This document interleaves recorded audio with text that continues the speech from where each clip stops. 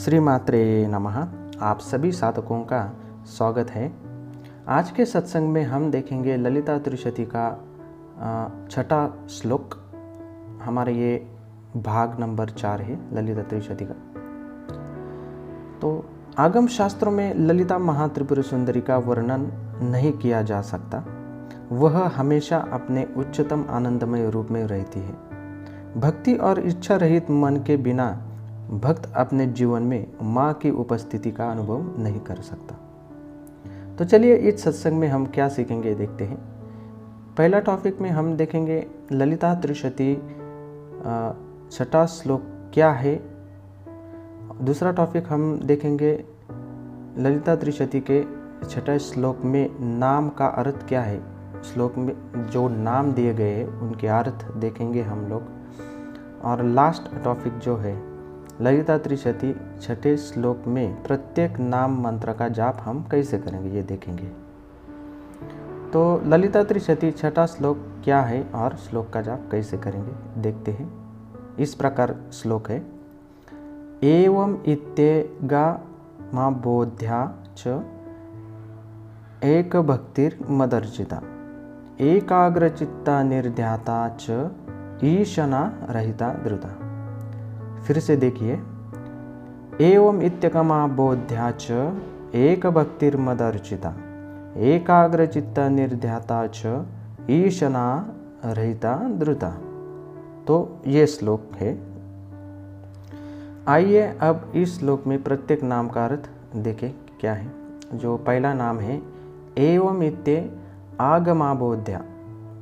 इस नाम में आगम का अर्थ है वह शास्त्र जो बताता है कि पूजा कैसे करें, पूजा या किसी विशेष देवता की अर्चना और उपासना कैसे करें।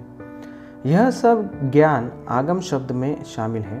किसी भी प्रकार की पूजा या आगम द्वारा सार्वभौमिक ब्रह्मा को संबोधित करना संभव नहीं है। इसीलिए देवी का यह नाम बताता है कि आगमों द्वारा माँ ललिता त्रिपुर सुंदरी का वर्णन नहीं किया जा सकता। तो यही अर्थ है। दूसरा नाम है एक भक्तिम मद अर्चिता। देवी माँ की पूजा करने के कई तरीके हैं, लेकिन जिसने अपनी भक्ति से माता की एक चित्त भक्ति को प्राप्त कर लिया है वह बिना किसी प्रयास के आसानी से देवी माँ का प्यार प्राप्त कर लेता है।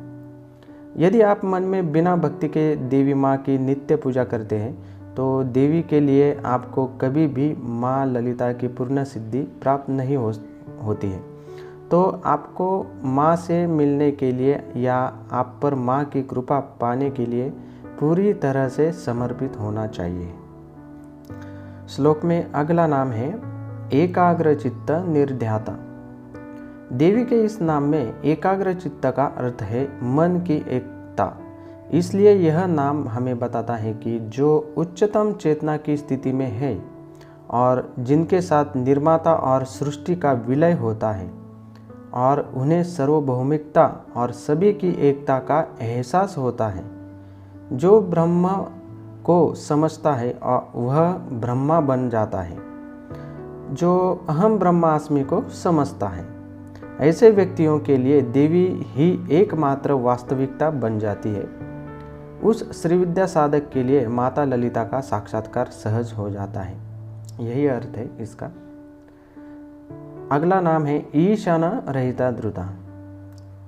जो सभी प्रकार की इच्छाओं से मुक्त हो गए हैं उनके लिए देवी ही एकमात्र वास्तविकता है। जो लोग अपने मन से सभी इच्छाओं से मुक्त हो गए हैं उन्हें परमहंस कहा जाता है। उन्होंने सभी इच्छाओं पर विजय प्राप्त कर ली है और इसलिए परमानंद के साथ एकजुट हो गए हैं। शिव और शक्ति की शाश्वत आनंदमय अवस्था।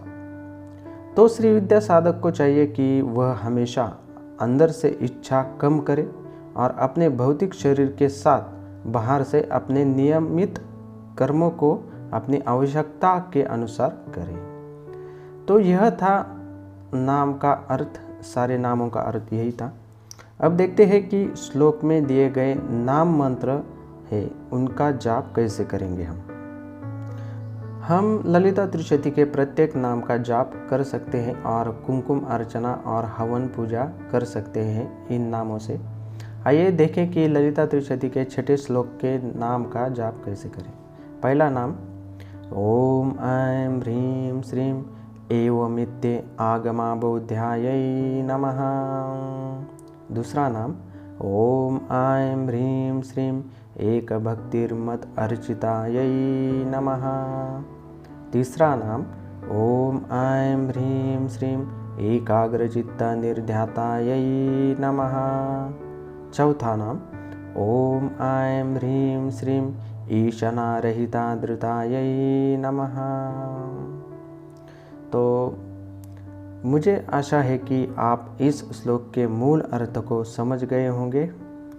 यह थी ललिता त्रिशती के छठे श्लोक की व्याख्या और अर्थ। आप सभी भक्तों का धन्यवाद। श्रीमात्रे नमः, श्रीमात्रे नमः, श्रीमात्रे नमः।